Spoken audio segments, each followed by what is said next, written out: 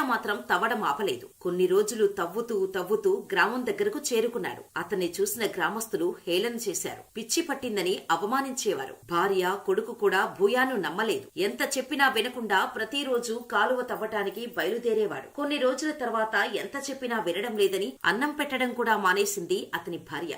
అయినా ఆగలేదు. దుంపలు తింటూ తవ్వేవాడు. ఎంత చెప్పినా వినకపోవటంతో నిజంగానే భర్తకు పిచ్చి పట్టిందేమో అనుకుంది అతని భార్య. అలా 30 ఏళ్లు గడిచిపోయాయి. అతని 4 కుమారుల్లో 3 పని కోసం ఇతర నగరాలకు వలస వెళ్లారు. కానీ ఇక్కడ భూయా మాత్రం ఏళ్లకు ఏళ్లు విరామం లేకుండా నీటి కోసం కాలువ తవ్వుతూనే ఉన్నాడు. ఋతుపవనాల వల్ల బంగేతా కొండల్లోని అనేక వాగులు నిండాయని, వాటిని గ్రామానికి మళ్లించవచ్చని తెలుసుకున్నాడు. కొన్నేళ్లుగా భూయా ప్రతిరోజు కొండలను తవ్వటానికి బయలుదేరాడు. అయితే దశరథ్ మంచి గురించి కూడా తెలుసుకున్నాడు భూయా. 20 ఏళ్లు కష్టపడి కొండను 2గా చీల్చి రోడ్డు నిర్మించినప్పుడు నేనెందుకు నా గ్రామానికి నీరు తీసుకురాలేను అని భూయాని నీతో సాధ్యం కాదని చెప్పిన ప్రతి ఒక్కరికి మంచి కథ గురించి చెప్పేవాడు.